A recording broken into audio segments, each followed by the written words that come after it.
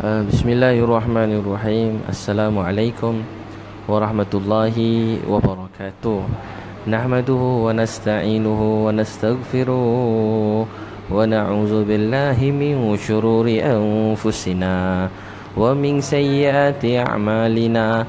May yahdihillahu fala mudhillalah wa may yudlil fala hadiyalah. Wa nashhadu an la ilaha illallah wa nashhadu anna Muhammadan abduhu wa rasuluh, amma ba'd. Alhamdulillah, tuan-tuan dan puan-puan yang Allah sayangi, kasih sekalian, dalam hidup ini kita boleh tahan segala kejian, makian orang. Kita boleh tahan segala macam-macam ujian daripada luar. Orang tak suka kita, kita mudah nak faham. Kita pun tak kisah orang nak suka tak suka kita. Kita boleh faham kalau mana-mana orang benci kita kat luar, orang tak suka kita, hidup kita tak bahagia kat luar sana. Tapi kebahagiaan kita dalam hidup ini apabila Allah hadiahkan kita sebuah rumah tangga yang bahagia dan tenang. Jadi rumah tangga yang bahagia dan tenang ialah satu anugerah daripada Allah SWT. Walaupun seseorang memiliki seluruh dunia, walaupun seseorang memiliki seluruh dunia, satu dunia ni dia punya, satu dunia dia punya. Tapi kalau dia tidak memiliki keluarga yang tenang, bahagia, maka dia orang yang sedih, rugi. Ada orang ada duit berjuta-juta, berbilion-bilion, duit berjuta bilion ringgit, dia nak beli ketenangan, kebahagiaan, dia tak mampu, tak boleh nak beli. Sebab kebahagiaan dan sakinah, ketenangan dan rumah tangga ni satu anugerah daripada Allah Subhanahu wa taala. Sebab tu Sayyidina Ali radhiyallahu anhu selalu sebut, Rabbana atina fid dunya hasanah wa fil akhirati hasanah wa qina azabannar. Rabbana hasanah wa fil akhirati hasanah wa qina azabannar. Ya Allah, Tuhan kami, berilah kami kebaikan. Atina fid dunya hasanah, kebaikan dunia. Wa fil akhirati hasanah, beri kami juga kebaikan di akhirat. Kata Sayyidina Ali radhiyallahu anhu, kebaikan dunia ini ialah apabila memiliki isteri yang solehah. Kebaikan dunia ini bila memiliki isteri yang solehah. Baiknya dunia ini apabila kita memiliki suami yang soleh, suami yang baik. Jadi mendapat pasangan yang soleh atau solehah ialah satu kurniaan daripada Allah Subhanahu wa taala. Sebab tu kita kena doa dengan Allah supaya Allah beri kita pasangan yang baik. Allah beri kita pasangan yang baik, pasangan yang menyejukkan mata. Rabbana hablana min azwajina wa zurriyatina qurrata a'yun waj'alna lil muttaqina imama. Apa doa tu? Rabbana hablana min azwajina wa zurriyatina qurrata a'yun waj'alna lil muttaqina imama. Kita minta dengan Allah, wahai Allah, anugerahkan kami pasangan yang menyejukkan mata. Ya Allah, anugerahkan kami pasangan yang menyejukkan mata. Azwajina wa zurriyatina, dan keturunan zuriat kami, qurrata a'yun, yang menyejukkan mata, yang bila kita tengok kita rasa tenang, kita rasa bahagia. Waj'alna lil muttaqina imama, dan jadikan pasangankan keturunan zuriat kami pemimpin kepada kebaikan. Jadi kita minta dengan Allah yang maha kaya, yang maha hebat, yang maha berkuasa, untuk memberi kita pasangan yang baik, pasangan yang menjadi penyebab ketenangan, kebahagiaan. Jadi tuan-tuan puan sekalian, tak ada siapa boleh beri pasangan yang baik melainkan Allah. Tak ada siapa yang boleh beri pasangan yang baik melainkan Allah SWT. Dia cuma Allah yang boleh beri. Selain daripada Allah tak boleh beri pasangan yang baik. Selain daripada Allah tak boleh beri ahli keluarga yang baik, mak ayah, anak-anak yang baik. Yang pertama sekali, kenapa sebuah keluarga dia tak rasa tenang, tak rasa bahagia? Sebab apa keluarga tak rasa tenang, tak rasa bahagia? Yang pertama-tama sebab kita surah yang mula-mula turun dalam Quran ialah Tuan-tuan boleh dengar ke? Jelas ke? Mungkin line kurang kot hilang macam stuck sekejap.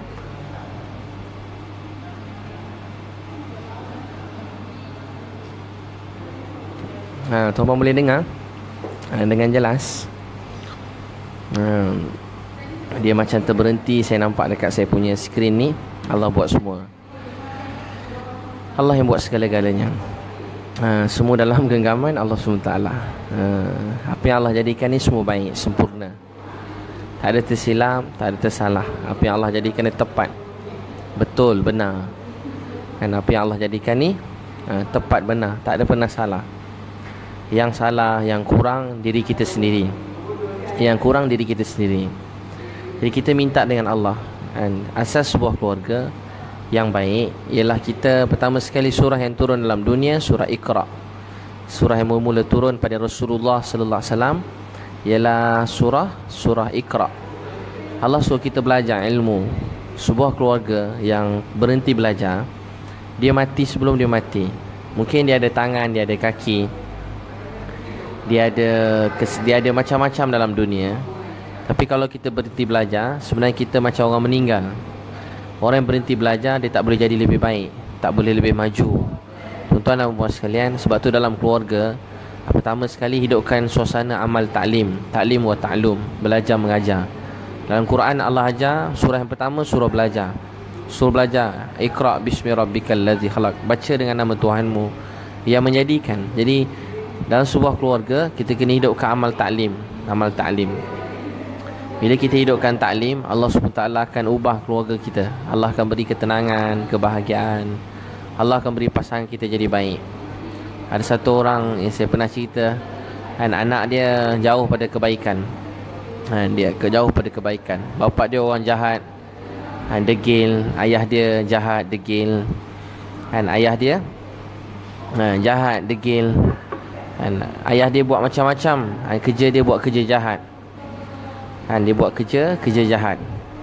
Tapi satu hari dia buat kerja yang salah, kerja yang jahat. Satu hari Allah beri dia hidayah. Manusia ni bila dapat hidayah, itulah saat yang paling tenang dalam hidup kita. Bila kita mengenal Tuhan, mengenal Allah, hati kita tenang, hati kita bahagia. Walau di mana pun kita berada, kita tahu apa yang dijadikan ni semua, kita tak pernah seorang dalam hidup. Saat kita sedih, kita tak seorang, Allah bersama kita. Masa kita susah, kita sakit, kita tak seorang, Allah SWT bersama dengan kita semua. Di mana pun kita berada dalam dunia, Allah bersama dengan kita. Allah bersama dengan kita. Tuan-tuan jangan sedih kalau kita keseorangan. Kita ada Allah. Walau ketika semua orang mulia kita, sanjung kita, kita kadang gembira. Ada satu saat orang tindas kita, hina kita, jatuhkan kita, orang malukan kita, orang aibkan kita. Hakikatnya kita tak seorang dalam hidup. Allah SWT bersama dengan kita. Kita tak pernah keseorangan dalam hidup kita. Allah bersama dengan kita. Di mana pun kita duduk, kita tinggal, Allah ada dengan kita. Kita tak pernah seorang dalam hidup. Tak pernah seorang. Ada orang Allah uji, begitu begini. Kita tak seorang, kita ada Allah. Kita ada Allah SWT. Maka saat kita balik memuji Allah SWT, mengagungkan Dia, mengenal Tuhan, hati kita rasa tenang, bahagia. Allah beri hati kita rasa sejuk, rasa bahagia, rasa gembira. Allah yang letakkan dalam hati seseorang. Walaupun seseorang sedang memiliki satu dunia, mungkin dia orang paling masyhur dalam dunia, mungkin dia orang paling kaya dalam dunia, mungkin dia memiliki segala-gala dalam dunia, tapi dalam itu semua Allah cabutkan rasa tenang daripada hati dia. Hati dia resah, tak tenang. Hati dia jadi tak keruan. Dia tak tahu apa nak buat. Dia tak tahu apa dia nak buat. Allah cabut rasa tenang daripada hati dia. Ada orang tinggal mungkin bukan nak suruh hidup susah, tapi ada orang-orang yang Allah beri keajaiban dalam hidup dia. Dia mungkin rumah dia kecil, sempit, gelap. Walaupun tak ada apa-apa, macam Rasulullah sallallahu alaihi wasallam masuk rumah kena tunduk. Rumah Nabi SAW sempit, gelap. Nabi nak solat malam kena ketuk kaki Aisyah radhiyallahu anha. Nabi sangat kaya. Harta berguni sampai waktu pagi, duit datang kat rumah Nabi. Allah hadiah kat Nabi macam-macam sumber. Tapi bila petang Nabi SAW sebelum maghrib, harta tu habis dia sedekahkan. Walaupun dia orang sangat kaya, tapi dia sibuk memberi pada orang lain. Dan dia rasa nikmat dalam memberi, rasa gembira, bahagia Allah letak dalam memberi. Dalam rumah yang kecil, yang sempit, yang gelap, dan rumah yang kecil, sempit, gelap, Rasulullah SAW ialah manusia yang paling bahagia dalam dunia. Rasulullah SAW manusia paling bahagia dalam dunia. Tak ada orang lebih tenang daripada Nabi. Apa yang kita semua paling inginkan dalam hidup ini ialah ketenangan. Yang paling kita ingin dalam hidup ni ialah ketenangan, kebahagiaan. Sehingga kita pergi mana-mana dalam dunia pun hati kita tenang, bahagia. Orang tengok kita pun orang rasa tenang, rasa bahagia. Kalau kita bersama dengan pasangan kita pun rasa tenang, bahagia. Kita duduk bersama anak-anak, anak-anak melihat kita sebagai seorang ayah, anak-anak kita pun rasa tenang, rasa bahagia. Kalau kita duduk dengan adik-beradik kita, adik-beradik tengok kita pun rasa tenang, rasa bahagia. Kita pergi sebuah pejabat tempat kerja pun rasa tenang, rasa bahagia dengan cuma melihat wajah kita, cuma berbual dengan kita. Dia rasa benar-benar nikmat. Lelaki tadi, dia mula balik pada Allah dan hidup dia mula tenang. Tapi dia risaukan anak-anak dia. Maka apa dia buat? Saya beritahu dia, cuba hidupkan amal taklim kat rumah. Selalu sebut pada orang ada masalah, hidupkan amal taklim. Kisah ni, hidupkan taklim kat rumah. Maka lelaki tadi dia buat amal taklim kat rumah dia. Bila dia mulakan amal taklim dengan nasihat orang lain, ulama. Bila dia mulakan amal taklim dalam rumah, dia baca dekat anak dia. Tapi anak dia selalu tak dekat rumah. Dia kata masih bila dia nak baca. Jadi beritahu dekat dia, masih bila anak kat rumah. Anak dia pula kerja GRO, kerja yang salah, yang tak baik. Jadi dia kata dia kena mulakan waktu malam, mulakan waktu anak dia kat rumah. Masih bila anak kat rumah, anak dia cuma ada waktu make up kat rumah. Waktu make up je anak dia dekat rumah. Jadi dia mulakan waktu make up sambil anak dia make up je paling berjam-jam lama. Masa anak dia make up, dia mula baca hadis Nabi SAW. Anak dia berbuat tak dengar dan hati dia rasa sedih. Dia rasa macam dakwah, ilmu yang dia sampaikan ni, ilmu yang dia sampaikan macam tak ada kesan, tak ada faedah. Tapi dia tak berhenti baca hadis Rasulullah SAW.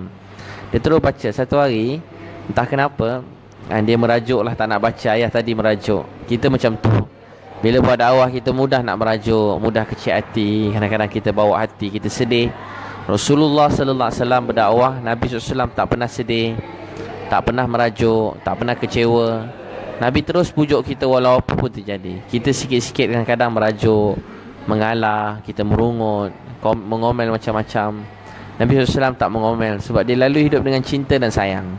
Dia tak sabar merindui untuk berjumpa dengan Allah SWT. Dia rindu nak jumpa Allah. Dia rindu nak jumpa Allah, nak cakap, ya Allah. Nabi SAW mencintai Allah SWT dengan sepenuh jiwa beliau. Untuk itu, kita belajar dalam hati kita tanam rasa cinta dan rindu pada Allah. Maka apa dia buat? Dia mulakan amal taklim. Sampai satu hari masa dia buat taklim, anak dia tak nak dengar, dia merajuk. Anak dia datang kat bilik dia. Ayah, oh ayah, apa sah tak baca taklim dah? Asal tak baca hadis buku yang ayah selalu baca? Dia kata, nak, engkau bukan dengar pun ayah baca, kau tak dengar pun ayah baca. Kata anak dia, setiap kali ayah baca saya dengar. Kalau ayah nak tahu, sekarang saya dah berhenti kerja jadi GRO tu, dan saya nak dengar ayah baca hadis Nabi SAW. Ayah dia terus menangis. Quran dan hadis Nabi SAW, rupa-rupanya Quran dan hadis Nabi SAW yang kita bacakan dalam rumah tangga kita, Quran dan hadis Nabi SAW yang kita baca dalam rumah tangga kita, meninggalkan kesan yang sangat besar. Untuk itu kumpulkan keluarga, baca hadis Nabi SAW sama-sama. Kumpulkan keluarga, baca hadis Nabi SAW. Bawa isteri, bawa anak-anak, pegang mak ayah. Kalau kita boleh kumpul keluarga, makan sama-sama, itu sangat baik. Berjemaah, Allah beri berkat dalam keluarga. Ramai orang boleh kumpul keluarga sama-sama main bowling. Ramai orang boleh kumpul keluarga sama-sama pergi jalan-jalan, shopping. Ramai orang ada rumah macam apa? Ustaz saya kata macam pawagam. Berebut-rebut nak tengok movie apa baru sampai, movie apa baru keluar, nak tengok cerita apa. Ada orang rumah macam restoran, nak makan apa, nak jalan mana, nak makan apa, lauk apa, order kat mak air tu air ni. Ada rumah macam hotel, balik cuma untuk tidur je. Balik tidur, balik tengah malam tidur, pagi-pagi dah keluar, tak sempat nak jumpa keluarga. Ingat 1-2 hari, rupa-rupanya setahun berlalu. 1 tahun dapat jumpa sekali, dapat peluk anak-anak, pandang anak-anak, berjalan sekali setahun. Sian kan kita semua. Kita cuma dapat beri masa untuk keluarga setahun sekali. Nampak hebat saya sekala naik Firefly, naik Asia, naik Mars, pergi seluruh dunia. Tapi cuma setahun sekali, seminggu je bercuti. Kesian kan hidup orang-orang yang kita sibuk dengan kerja, duit, harta, kekayaan, mungkin tanggungjawab, tapi kita tak sempat nak luang masa untuk anak-anak dan keluarga kita. Sebenarnya masa hari-hari bersama keluarga, itulah masa yang paling berharga, paling penting. Masa hari-hari dengan keluarga, itu masa yang paling penting, masa paling utama. Tapi ramai orang tak sempat beri masa untuk keluarga dia, tak sempat nak beri masa untuk keluarga. Untuk tu bawa kumpul keluarga, sama-sama saya merayu tuan-puan, hidupkan amal taklim kat rumah. Hidupkan amalan taklim kat rumah. Maulana Umar Palampuri rahmatullahi alaih kata, orang yang buat taklim kat rumah, Allah akan tutup pintu-pintu maksiat daripada masuk dalam rumah tangga dia. Dan Allah akan buat orang yang selalu hidup kat rumah dengan Quran dan hadis Nabi, InsyaAllah dia terselamat dari fitnah-fitnah, dan mudah-mudahan daripada fitnah Dajjal. Jadi rumah orang hidup dengan amalan Quran, hadis Nabi SAW. Tu mulakan amal ni. Ada satu orang ayah, anak dia degil, menghisap macam-macam dadah apa semua. Satu hari dia belasah bapak dia, bapak dia lumpuh. Dia tanya saya apa nak buat. Saya kata abang hidupkan amal taklim kat rumah. Dia pun mula hidupkan amal taklim kat rumah. Sekali bila dia mula hidupkan amal taklim kat rumah dia, segala puji bagi Allah, tiba-tiba masa dia hidupkan amal taklim, anak dia datang duduk dekat dengan dia. Anak dia cium kaki dia, dia terus nangis. Dia pun tak sangka, sebab bila kita baca Quran hadis Nabi SAW, rumah tangga kita penuh dengan para malaikat yang menghimpun, berkumpul dekat rumah kita. Penuh para malaikat datang bersama-sama dengan kita. Dan malaikat ni minta ampun untuk kita dan mak ayah kita. Nama kita dan mak ayah disebut dalam majlis para malaikat. Nama kita dan nama mak ayah disebut dalam majlis para malaikat. Untuk tu hidupkan amal taklim dalam rumah. Hidupkan amal taklim. Hidupkan amal taklim. Saya ada kawan bila nak dia kahwin, dia kata, ustaz, isteri saya tak nak sembahyang, tak nak puasa, tak nak buat amal baik. Saya kata, abang ada buat taklim kat rumah? Dia kata belum lagi. Saya kata buat taklim. Dia buat taklim beberapa hari. Isteri dia tiba-tiba bangun 3-4 pagi, bangun tahajud, nangis pada Allah. Jadi tuan-tuan dan puan-puan sekalian, mulakan amal taklim di rumah kita.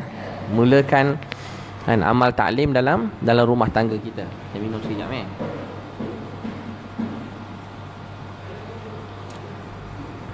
mulakan amal taklim dalam rumah. Bila mula amalkan taklim, 3 bulan tuan-puan buat, InsyaAllah keluarga berubah. Kalau tak berubah, jumpa saya selalu sebut, tampar muka saya. Tapi saya check lah. Kalau baca seminggu sekali, saya tampar balik semula. Saya gurau je. Tuan-tuan sekalian, mulakan amal taklim. Allah beri tenang. Amal taklim ni, amalan Quran dan hadis Nabi SAW dalam rumah tangga, amalan taklim, dia buat hati keluarga tu tenang. Allahu Akbar.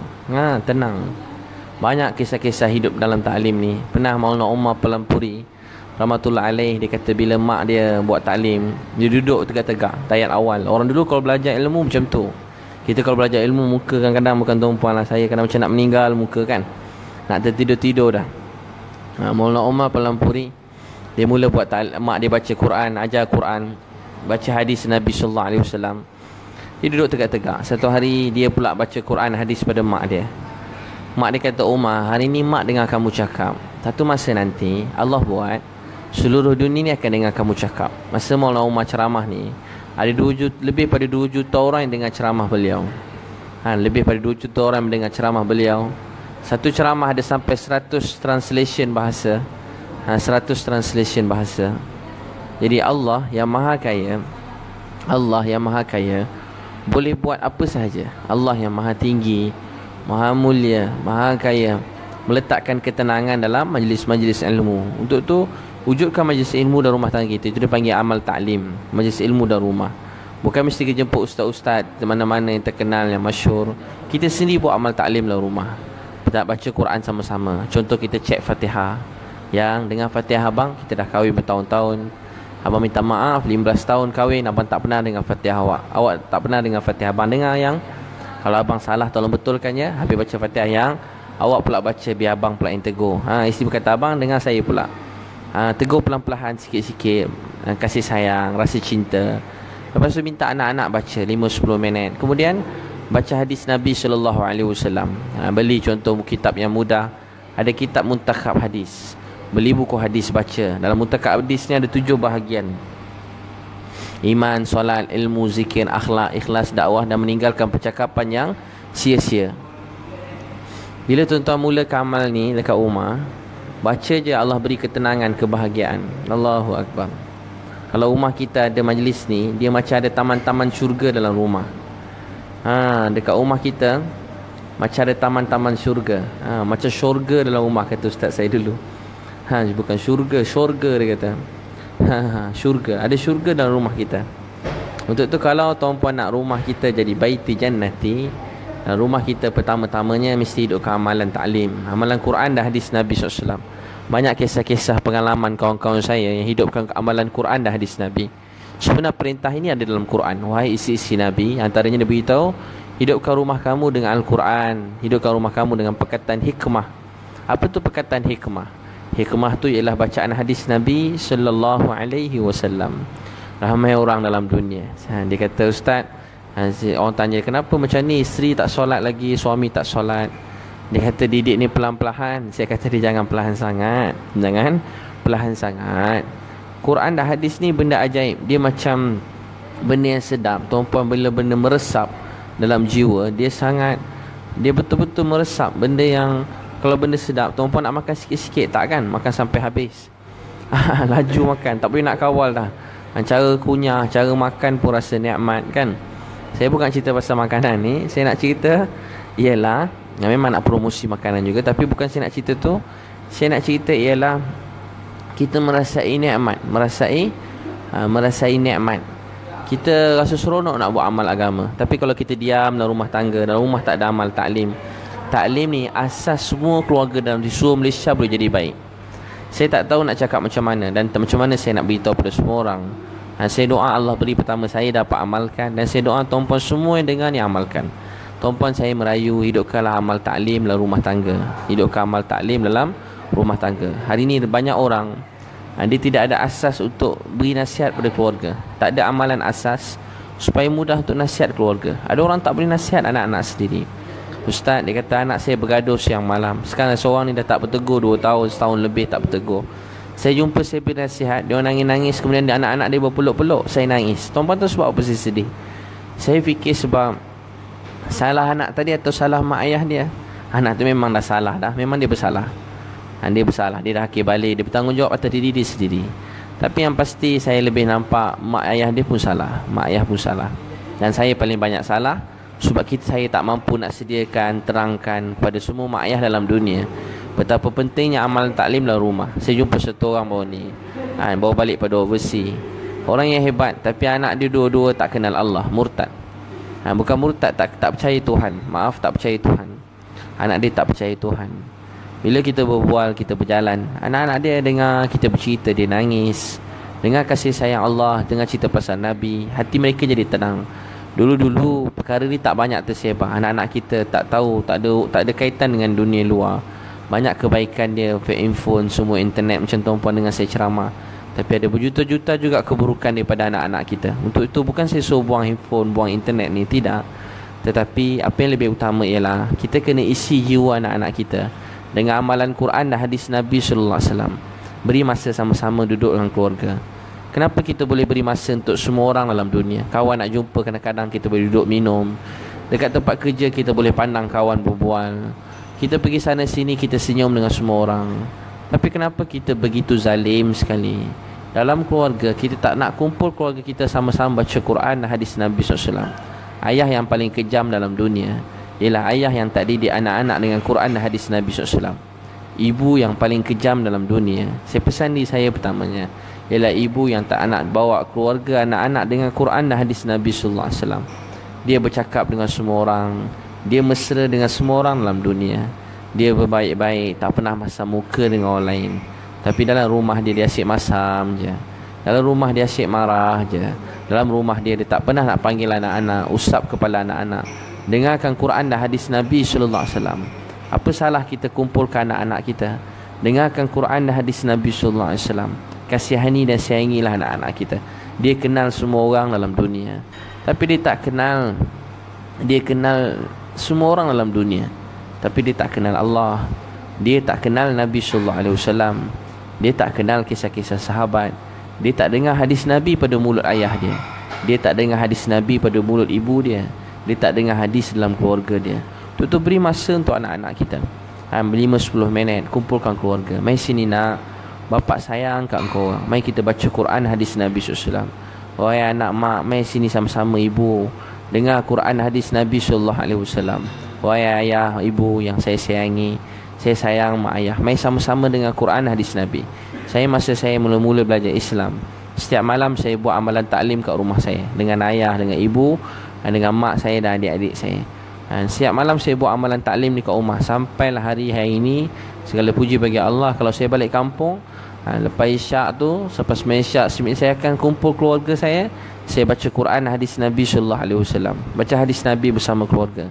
Kadang tak larat, saya baca je hadis tu, kemudian saya sudahkan. Tapi keluarga dapat dengar hadis Nabi sallallahu alaihi wasallam. Bila saya kahwin pun, saya mula amalkan taklim dalam rumah saya. Segala puji bagi Allah, anak-anak saya biasa-biasa, tak ada, bukan tuan-puan tak cari, tak ada apa-apa keajaiban. Cuma saya nak beritahu ialah, dengan Quran dan hadis Nabi, hati saya sendiri menjadi tenang. Apa yang kita ingin dalam hidup bukanlah anak kita menjadi orang paling hebat dalam dunia. Itu semua kerja Allah nak beri mereka jadi bagaimana. Tapi sekurang-kurangnya kita telah kenalkan mereka kepada Allah. Kita telah kenalkan mereka kepada hadis Nabi sallallahu alaihi wasallam. Kumpulkan keluarga kita. Banyak orang saya pernah cerita kan, kita buat taklim kat kereta api, kawan-kawan buat taklim kat kereta api, orang putih tengok. Yang saya cerita, dia tengok-tengok, dia duduk, dia pun tertidur. Dia tak boleh. Lepas tu dia tanya, macam mana saya boleh tertidur? Rupa dia pergi masjid, jemaah pergi masjid, dia ikut pergi masjid. Orang buat taklim, dia duduk, dia tertidur lagi. Jadi dia tanya, apa benda kitab ni, kau orang jampi ke apa?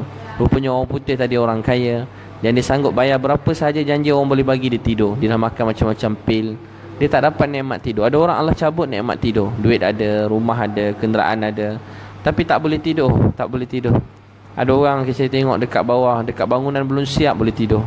Tadi ke semalam saya nampak satu orang dekat lori yang tengah buat tu. Dekat lori yang nampak memang teruk lah lori tu. Saya nampak dekat lori tu, bukan lori apa, dia terbuka. Saya nampak ada orang baring kat belakang lori tu. Ada orang tidur dekat belakang lori tu. Ada orang boleh tidur kat belakang lori tu. Lori tengah bergerak kotor, dekat bangunan-bangunan belum siap. Ada orang tidur dengan lena. Jadi dia dengan taklim, Allah beri sebab taklim, dia tertidur. Bukan suruh taklim dengan taklim sampai tidur. Tuan-puan jangan tidur sambil dengan taklim, baca taklim tidur. Kenapa Ustaz Ibiliu kata kena tidur? Jangan tidur, tak tidur. Tapi bila dengan taklim sampai tertidur-tidur, orang putih tadi masuk Islam dan dia dapat kenal Allah. Untuk tu, pertama sekali tuan-puan sekalian, hidupkan amal taklim kat rumah. Hidupkan amalan bacaan taklim kat rumah. Surah yang mula-mula turun, surah Iqra, asas sebuah keluarga bahagia, tenang dan hidup kita jadi baik, ialah hidupkan amalan majlis ilmu kat rumah. Hari ni mak ayah tak sanggup beri masa untuk anak-anak. Saya pernah cerita satu ayah balik rumah. Bila dia balik rumah, dia tengok-tengok kat rumah. Dia tengok-tengok. Anak saya pernah cerita, anak dia kata, ayah pinjam RM10. Maaf ayah, gaji ayah berapa sejam? Kau ni bapak penat-penat tanya pula gaji berapa sejam. Budak ni. Tiba-tiba dia kata, ayah berapa gaji ayah sejam? Dia terus marah dia. Dia masuk bilik, dia merajuk. Dia merajuk. Lama sikit lepas mandi, ayah rasa bersalah. Kita selalu macam tu, marah anak, lepas tu kita minta maaf. Betul-betullah anak ni tak kisah. Anak, ayah minta maaf ya.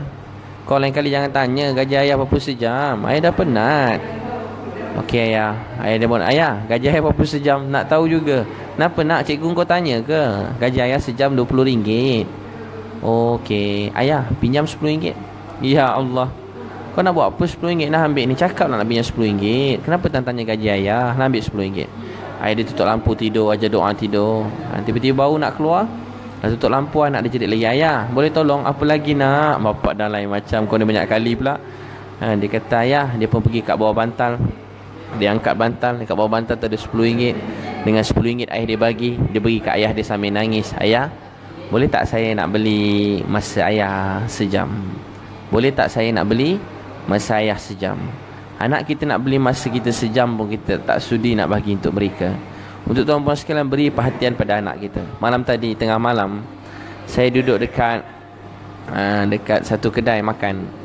1 pagi, 1:30 pagi, saya jumpa dengan satu orang abang. Saya duduk sini, meja dia seberang saya. Dia pandang saya, dia datang dekat. Ustaz ingat saya tak? Saya pun tak ingat sangat. Tapi dia kata, Ustaz ingat tak anak saya main-main lari atas meja? Ustaz ingat lagi? Saya ada salam Ustaz. Saya suruh dia salam Ustaz. Dia tak apa nak salam. Saya tiba-tiba abang tadi, muka dia ganas. Nampak orang hebat-hebat lah ni kan? Garang juga nampak. Tiba-tiba abang tadi nangis. Ustaz, dia kata, saya dulu isteri saya selalu dengar ceramah Ustaz. Kat live Ustaz dia selalu dengar. Dia selalu baca Facebook Ustaz. Saya tak dengar semua tu. Saya sesat, hidup saya jahil. Dan kata lain semayang semua, tak kenal Allah, jauh pada Allah. Orang Islam tapi jauh pada Allah kebaikan. Ustaz tahu tak, rupanya anak saya tu, bila saya cek masa tu, saya terima semuanya Ustaz. Baru saya tahu apa tu redha dan apa dia menerima dan redha dengan apa yang Allah tentukan. Rupanya anak saya, Masya Allah, uji Ustaz. Tapi saya gembira, saya bahagia. Satu anugerah buat saya. Dia kata anak dia autism. Bila anak dia autism, dia pun cerita kat saya. Dia nangis-nangis malam tadi. 1 pagi saya dengar dia cerita. Mata dia makin merah. Rupanya semua yang terjadi ini, dia kata kerana untuk Allah sayang. Sebab daripada tu Ustaz, saya dah berubah. Saya selalu dengar ceramah live Ustaz ni. Saya dengar ceramah ada 2-3 Ustaz. Dia sebut Ustaz Indonesia, dia sebut Ustaz Mansur, Ustaz AA kan, Syekh Abdullah, Ustaz Abdullah Jinastian. Saya dengar ceramah Ustaz. Saya selalu dengar. Rupa-rupanya Ustaz, sebab daripada tu saya mula jaga solat. Dan saya tinggal semua kesalahan saya. Saya bersihkan perniagaan saya daripada perkara yang salah. Allah beri saya satu macam saya kena tamparan pada muka saya. Saya rasa macam kena tamparan pada muka saya. Saya rasa macam kena tamparan pada muka saya. Hidup saya mula berubah. Dia pun mula nangis kat saya. Dia kata hidup dia berubah. Kita ni, kalau dia kata kat saya, kita ni kalau tak kena tamparan kuat, kita tak boleh sedar. Sebab tu Allah beri musibah, ujian, kesakitan dalam keluarga, dengan pasangan, dengan mak ayah. Bukan sebab Allah marah, tapi sebab Allah sayang kita. Semua ini kerana Allah sayang kita. Allah ingin beri kita sesuatu yang baik. Allah SWT nak beri kita sesuatu yang lebih baik. Allah sayang kita semua. Allah beri manusia, kalau tak kena macam tu, dia tak boleh jadi baik. Dia kata kalau tak jadi semua ni, mungkin saya tak boleh berubah macam sekarang. Dia kata dia mula jaga solat, dia jaga perintah Allah. Dia mula berubah kehidupan dia. Seluruh hidup dia mula berubah. Kehidupan dia jadi baik. Kehidupan dia jadi membuat Allah SWT sayang, Allah terima. Dan abang tadi hidup dia mula berubah. Dia kata ada sekeluarga dia yang lain, kakak dia diuji kan, kakak dia diuji, anak dia pun sama. Dia cerita anak dia kena, anak dia tadi autism, Allah terima, sayang kerana Allah sayang. Anak yang baik-baik, istimewa, hebat. Dan seorang lagi, dia kata anak kakak dia sama, kena pergi ujian, antara yang ni ujian ni, mental order ni, apa jadi. Lepas tu dia kata anak akak dia tu sampai umur 20, darjah 6 baru boleh membaca. Dan abang dia sedahu anak dia pun ada ni, cek doktor, pakar ni, psikologi ni, pakar ni. Dia cek, anak pakar kanak-kanak pergi cek dengan jelas, anak dia ada begini. Apa jadi? Dia terus berubah. Dan bapak dia mula jaga solat, jaga agama. Dia kata kakak dia lagi besar dia uji. Akhirnya kakak dia meninggal dunia. Dan anak dia pula bila dah besar, ada ujian Allah buat. Ada orang jahat buat tak baik pada anak dia yang tadi tu, anak perempuan dia, sehingga mengandungkan anak begitu begini. Dan saya ringkas kat tuan-tuan sekalian, Allah uji dengan bagai-bagai ujian. Tapi dia kata semenjak tu keluarga dia semua berubah. Keluarga seorang lagi tu berubah. Tuan-tuan dan puan sekalian, dalam hidup kita nak Allah sayang kita. Semua yang terjadi ni kerana Allah sayang. Untuk tu berilah masa dengan anak-anak, beri masa untuk isteri, suami. Hidupkan amalan Quran dan hadis Nabi SAW. Mulakan amal ni. Saya selalu kongsi kat mana-mana dalam program Keluarga Sunnah. Antara perkara yang saya tekankan amal taklim kat rumah. Saya merayu pada semua orang, hidupkanlah amal ni. Bukan saya cerita baru hari ni, daripada zaman Nabi SAW. Kemudian ni Maulana Ilyas rahmatullah alaih, Maulana Yusuf Al-Khandahlawi rahmatullah alaih, Maulana Inamul Hasan rahmatullah alaih, dan Maulana Sa'ad Al-Khandahlawi rahmatullah alaih, semua Maulana Umar Palampur rahmatullah alaih, semua menekankan begitu pentingnya amal taklim kat rumah. Maulana Ibrahim rahmatullah, Maulana Sa'ad Al-Khandahlawi, mereka sangat pentingkan amal taklim kat rumah. Untuk tu tuan-tuan sekalian, mulakanlah amal taklim dalam rumah kita. Mulakan amal taklim dalam rumah, dan mulakan amal taklim. Nah, dari sebab tu tuan-puan, saya jumpa tuan-puan datang program Keluarga Sunnah. Saya ada ceritakan masa program tu. Dan kalau tuan-puan nak buku mutakab hadis tadi, kalau tuan-puan nak buku mutakab hadis tu, dan buku yang saya menelusuri cinta, kalau dah tak rasa cinta, boleh dapatkan Isteriku Bidadari, dan mutakab hadis tu, tuan-puan boleh dapat ada kat pejabat saya. Tuan-puan boleh WhatsApp kalau minat, dekat nombor phone nanti saya letak dekat situ. Tuan-puan WhatsApp, nanti mereka akan post kitab mutakab hadis dan lain-lain ni. Kalau beli semua tu, dia tak ada postage, tak ada, dia mudah, dia kalau ambil semua sekali tu tak ada postage, ada promosi. Tuan-tuan boleh dapatkan buku tu. Saya bukan tak jual pun, bukan saya yang cetak pun, saya tolong jual je. Jadi mudah-mudahan jadi asbab kebaikan dan hidayah. Tuan-tuan mulakanlah kat rumah masing-masing. Mudah-mudahan jadi asbab kebaikan hidayah buat keluarga kita semua. Saya dekat Paramount Coffee House. Untuk Keluarga Sunnah, tuan boleh WhatsApp 017-3666-848 atau www.keluargasunnah.com, www.keluargasunnah.com. Masya-Allah, tuan-puan nak tanya soalan boleh tanya, saya jawab 1-2 soalan. Tuan-puan baik-baik semua, Allah yang bagi kita tenang. Selain dari dia tak boleh buat apa-apa. Saya kat Paramount Coffee House. Yang ni waffle strawberry. Waffle strawberry. Boleh makan 2 orang pun boleh. Jangan makan seorang-seorang, 3 orang pun boleh. Waffle strawberry. Sedap. Dia tak muak lah, insya-Allah. Boleh datang makan kat Paramount Coffee House. Boleh tanya soalan. Allah bagi ujian sebab Allah sayang kita. Betul tu. Ikin hasyikin, Allah sayang kita, Allah beri ujian. Lagi besar ujian datang, tu tanda lagi besar rahmat Allah nak beri. Lagi besar ujian datang, lagi besar rahmat Allah nak beri. Buku tu tuan-tuan boleh WhatsApp. Nombor saya tak ingat lagi, belum ingat. Tuan-tuan boleh tengok, nanti saya letak nombor phone tu. Boleh letak buku nombor phone tu, nanti saya letak sekejap lagi. Tuan boleh tengok nanti dekat saya punya komen ataupun dekat atas tu saya letakkan kemudian. Masya-Allah. Untuk buku-buku tu. Macam mana nak Fatihah, Yasin, macam mana nak ajak suami dengan taklim. Jadi taklim ni untuk diri kita pertamanya. Bila kita sendiri buat taklim, mulakan diri sendiri, baca pelan-pelan. Contoh tetapkan 9 sampai 9.30, 9 sampai 9.30 contohnya. 9 sampai 9.30 baca Quran, hadis Nabi sallallahu alaihi wasallam. Baca Quran, hadis Nabi. Pelan-pelan ajak anak-anak yang boleh dengar. Doakan nama suami, doakan suami. Mudah-mudahan satu masa suami pun datang duduk sama-sama dan dengar hadis Nabi sallallahu alaihi wasallam. Ya Allah, ya Allah. Saya tak tahu nak bagi tahu tuan-puan macam mana. Saya tak tahu macam mana nak bagi tahu kat tuan-puan. Tapi amal taklim ni akan mengubah kehidupan keluarga kita. Sangat mengubah. Itu yang pertama. Dia ada 3. Surah pertama turun Iqra. Surah kedua turun Ya ayyuhal mudassir qum fa'anzir wa rabbaka fakabbir. Dan rumah kena ada suasana ingat memperingati, suasana dakwah. Dan ketiga, surah yang turun Ya ayyuhal muzammil qumil laila illa qalila. Allah uji. Yang ketiga, apa dia? Allah kata wahai orang berselimut, bangun waktu malam dan jadi hamba Allah waktu malam. Waktu malam,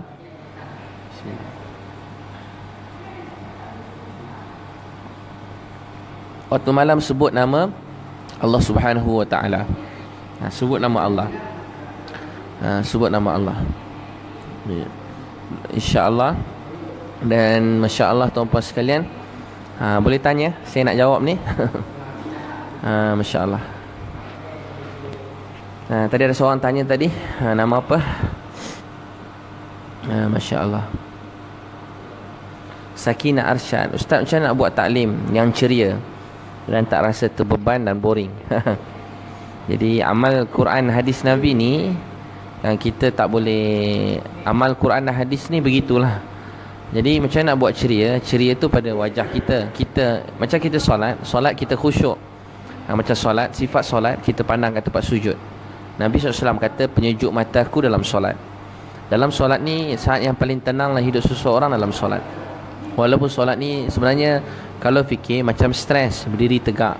Nabi solat air mata mengalir, jantung berdebar. Tapi itulah manisnya cinta pada Allah. Itulah manisnya cinta pada Allah. Orang bercinta, walaupun maaf saya sebut orang bercinta menenung pasangan. Serius kan tenung pasangan? Pegang tangan pasangan, tenung mata dia. Tenung lama-lama 1 jam. Ulang-ulang kali cakap I love you, I love you, I love you, I love you, I love you, I love you, I love you, I love you. 1,000,000 kali pun tak rasa letih. Sebab dia lalui tanpa cinta. Tapi satu orang lalui hidup tanpa cinta, kosong, tak ada apa-apa, sakit jiwa, boring, tak tahu apa nak buat. Walaupun nampak berehat tidur, tapi rupanya kepala migrain, sakit kepala. Maaf saya sebut ni. Saya lalu kat Bangladesh, satu jalan, saya tengok ada banyak beca-beca tepi sungai. Dia semua baring berguling-guling pasang lagu Hindustan, pasang lagu Bangladesh. Saya kata dengan ustaz saya, masa yang saya tengah naik rickshaw, naik beca, kat sana panggil rickshaw. Tengah saya naik rickshaw ni sampai tempat turun, jauh jalan, bayar cuma lebih kurang 50 sen, 20 sen je. Saya punya ustaz minta tawar. Saya kata melampau betul, jauh 20 sen pun minta tawar. Bagilah RM1 pun tak apa bagi. Kita RM2 pun bagi kita murah je, nak bagi RM2 kat dia. Ustaz saya minta kurang. Dia kata, saya kata kesian dia. Kesian dia kerja kayuh lelah jauh-jauh. Kata ustaz saya, mana lagi kesian, dia ke yang terbaring tepi pantai tadi, yang baring tepi sungai? Dan ustaz saya kata kesian dia lah. Kami berat-berat ustaz, naik bukit pula, beg pula. Ya Allah Tuhan, dia kecil kurus kering, kayu bersikal sampai turun-turun, pakai kain pelekat buat bersikal. Orang kat sana buat kerja bangunan pakai bersikal. Tak semualah, tapi memang macam tu lah, selalu nampak. Banyak juga macam tu. Jadi saya kata, ustaz saya tanya mana lagi bahagia? Kata ustaz saya, yang penat kayuh tu dia bahagia. Sebab di sebalik tu dia nampak dia dapat duit. Dengan duit dia boleh beli sesuatu buat keluarga dia yang susah. Tapi yang terbaring-baring mengguling dengan menyanyi, hati dia tak tenang. Sebab dia tidak ada matlamat dan tujuan. Jadi amal taklim dalam rumah, dia menjadi nur dan kesan kalau kita buat dengan rasa cinta dan sayang. Dia bukan kita nak hiasi cik taklim tu dengan kegembiraan tu daripada hati kita. Bahagia, gembira tu kat hati, bukan pada luaran, pada muzik, pada hiburan. Ramai orang faham hiburan, bayangkan agama ni melalui luaran ni. Tak. Bahagia dan tenang. Boleh dengar, tak ada salah. Kita boleh dengar nasyid-nasyid, perkara yang seni-seni, lagu-lagu yang tukar kepada ketuhanan, kebaikan, lirik yang baik, yang tak melalai. Semua tak ada masalah. Jaga solat, semua tak masalah.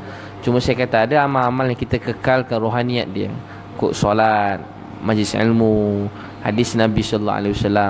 Kita mulakan baca hadis tu, walaupun anak tertidur-tidur pun tak apa. Sampai satu masa anak-anak tu jadi subati dengan jiwa dia. Sampai dia tak boleh tidur kalau tak dengar taklim, tak dengar hadis Nabi. Sampai dia tak boleh tidur kalau tak baca Quran. Ada kawan saya ingat lagi, Dr. Sahari dah meninggal dunia. Saya ingat lagi arwah.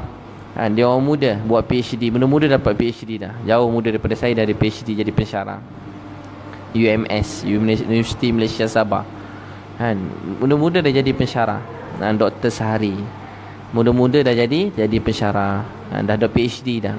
Umur baru 20. Dia muda sikit daripada saya. Saya 33. Maknanya dia mungkin 31. Mungkin saya pun tak ingat umur beliau. Lebih kurang tu, sebelum tu lagi dah ada PhD.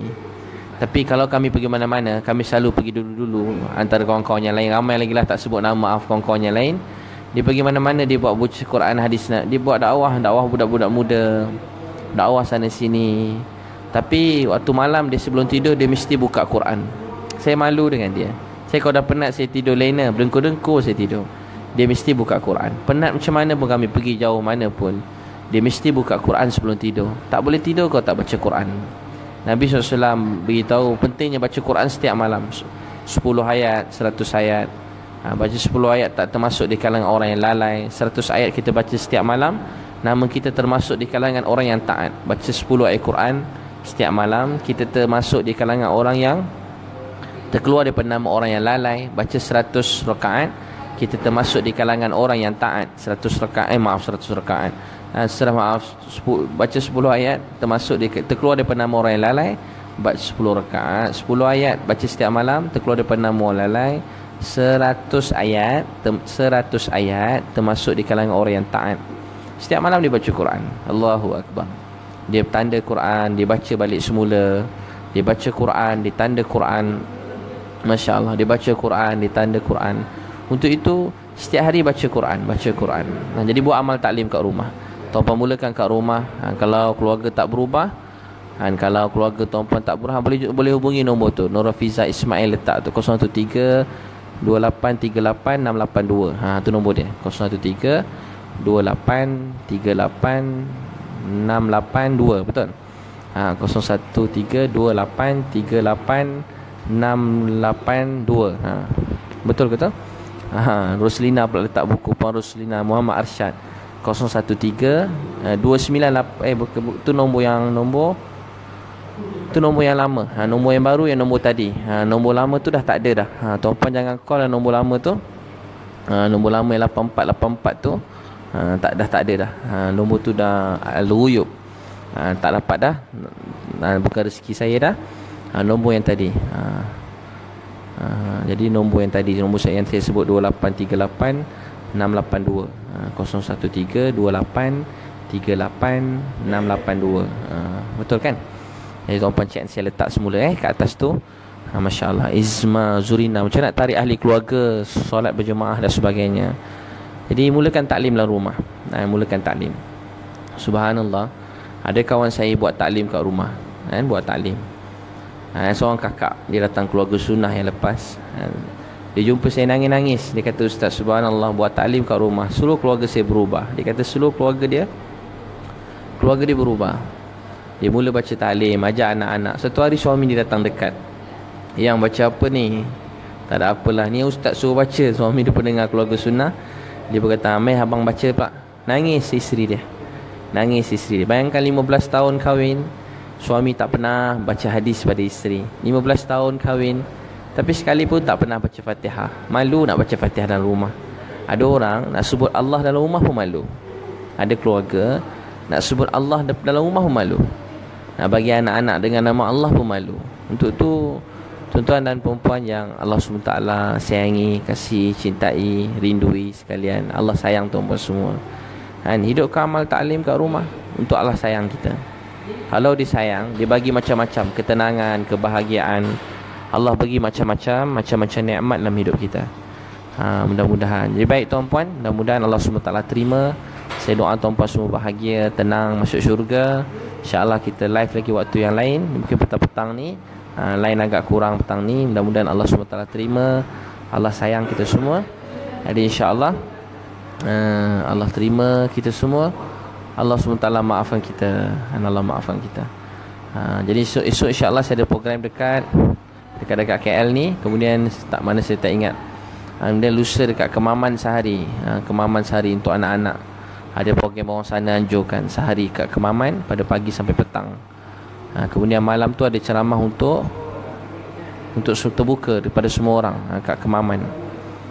Jemput tuan-puan datang esok lusa kat Kemaman. Semua orang Kemaman dijemput datang. Yang ceramah malam tu nanti tuan-puan cek balik, ada iklan-iklan, mesti ada gantung-gantung banner, tuan-puan boleh datang. Percuma je dengan ceramah malam tu, semua orang jemput datang. Rasa saya lah, tuan-puan cek lah nanti. Jadi mudah-mudahan Allah SWT terima. Allah SWT maafkan kita. Allah beri kita bahagia sampai syurga, anak soleh-soleh. Wabillahi taufiq wal hidayah. Assalamualaikum warahmatullahi wabarakatuh. Terima kasih semua sekali.